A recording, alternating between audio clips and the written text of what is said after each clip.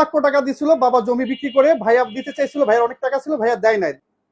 কিন্তু ওই 10 লাখ টাকা দিয়ে 20 লাখ টাকা 1 কোটি টাকা বিজনেস হবে না। ওই করবো অমুক করবো তমুক করবো সেটা না, যে যা কিছু আছে শুরু করুক, সাহস করুক, সফলতা আসবে। আমি নিজে ব্যবসা টিকানোর জন্য প্রচুর কষ্ট করছি। যাই হোক, আলহামদুলিল্লাহ মোটামুটি আল্লাহ সফলতা আছে।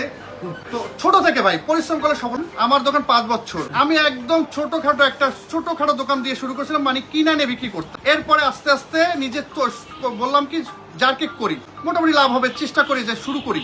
এরপর থেকে জারকেক করার পরে আস্তে আস্তে না মোটামুটি লাভবান। হ্যাঁ, ওয়াইফ দিয়ে বানাইলাম, বানানোর পরে মোটামুটি সফলতা আছে। তখন চেষ্টা করলাম যে না ভালো কিছু করি, তখন আস্তে আস্তে ছোট ছোট করে শুরু করছি। আজকে আলহামদুলিল্লাহ 5 বছরে 2টা শোরুম, একটা কারখানা আছে, আরো একটা শপ নিতেছি, আরো মার্কেটিং, আরো আলহামদুলিল্লাহ আরো ভালো কিছু করব। কারণ চেষ্টা করি কি জানেন, ভালো কিছু পরিশ্রম করলে, ভালো কিছু দিলে কাস্টমার আসবে, এটা হচ্ছে সবচেয়ে বড় কথা। আমি চেষ্টা করি কি আমি আজকে খারাপটা দিব, কালকের ফ্রেশ না, আমি ভালোটাই দিব। কারণ কি ভালোটাকে ভালো আসবে, তাহলে প্রচুর চলবে। আর যদি বলি যে আজকে পচা দ্বিতীয় দিন হয়ে গেছে ওটা তার মানে ওই কাস্টমার আর আসবে না। 1 মাস প্রচুর, 1 মাস পচলো আমার লাভবান আছে। আমি দোকানে কোনোদিন মিলাদ করাই না, কারণ কি মিলাদের টাকা কাস্টমারে খাম। কারণ কাস্টমার মিলাদ পড়াইলে হয় কি যে ভালো মানুষ মিলাদ পড়ে, তো এটা কাস্টমারে দিই। মিলাদ দেখছেন আজকে গরিব লোক কখনো মিলাদ পড়ে?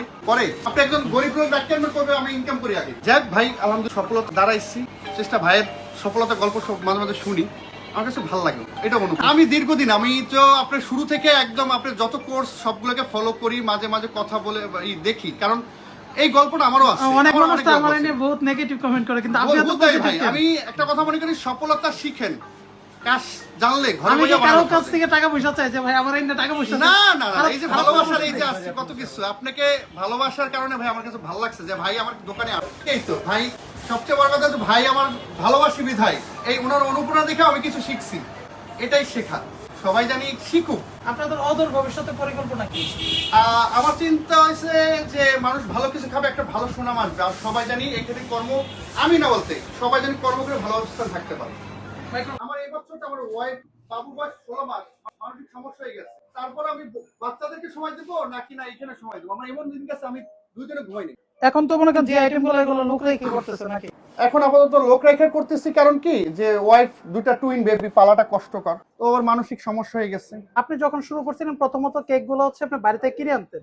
আমি তখন লোকালি শুরু করছি। কতদিন আগে শুরু করছেন? এটা 5 বছর আগে ফেব্রুয়ারি মাসের 4 তারিখ ওপেন করছি। যখন শুরু করছি তখন আমার ফ্রিজ কেনার টাকা ছিল না। 1 লক্ষ টাকা দিছিল বাবা জমি বিক্রি করে, ভাইয়া দিতে চাইছিল, ভাইয়ার অনেক টাকা ছিল, ভাইয়া দেয় নাই। দেওয়ার পরে বলছে ওর তো টাকা নষ্ট করে ফেলবে।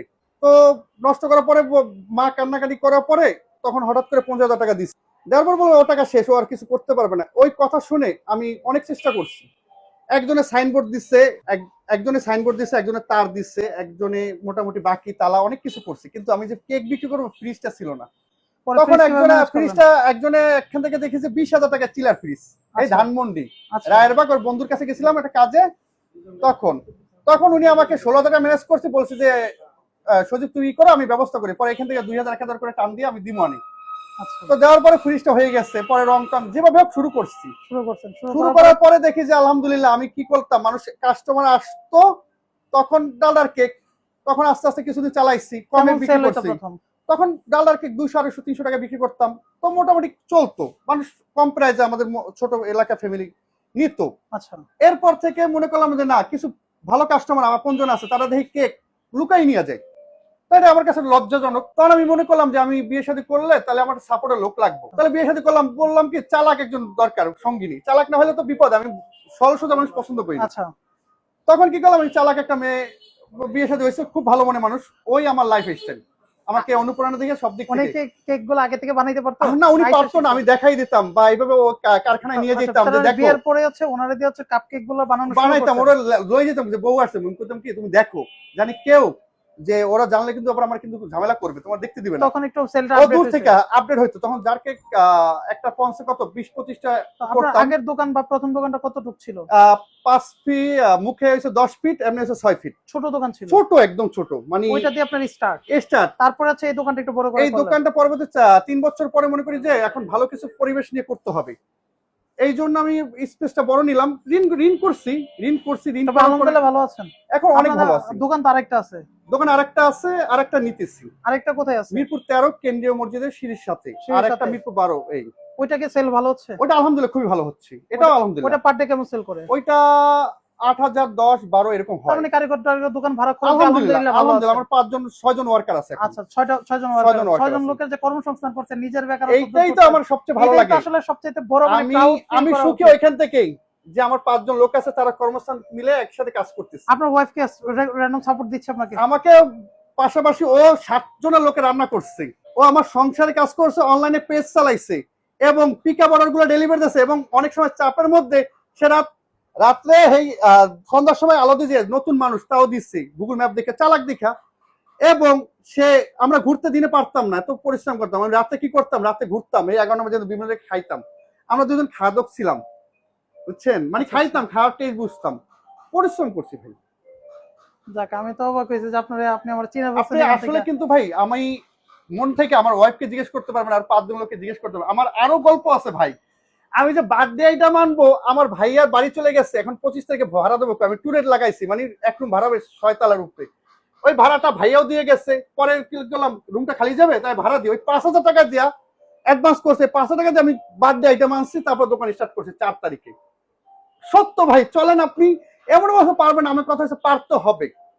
কারণ কি, কাস্টমারের আমি বলবো ভাই এটা নেন, ভালো হবে, ভালো জিনিসটা অনেকে ভালো তো হবে। অনেক রকমের আইটেম রাখে, আপনি শুধু একটা আইটেমের উপর depend আমার করে এইটাকে দোকান আমি চালাচ্ছেন। এইটাকে সাকসেস করতে চাই যে ভালো কিছু একটা, যে 1000টা আইটেমে কিন্তু ভালো দরকার সফলতা নাই, আসে না। সফলতা একটা দিয়ে আসে। একটা দিয়ে আসে, আপনি একটা দিয়ে রিসার্চ করেন, আপনি 1000টা রিসার্চ করেন মাথা আসবে না ভাই। আপনি 1000টা ই করলেও না, আপনি একটা নিয়ে করেন, একটাই অনেক কিছু। আমি এখন একটা কেক খারাপ হবে, আমাকে বলতে হবে না ভাই কেকটা খারাপ আছে, আনতে হবে না, নিয়ে যান। এমনকি আমি বলে দিই রিক্সা ভাড়াও দিয়ে দেবো, কারণ সে জানি আমার কাছে আসছে, সে আমার কাছে কষ্ট না পায়। আমি রাত 12টার সময়, আমি নিজেও 1টার সময় আমি দিয়েছি জানি।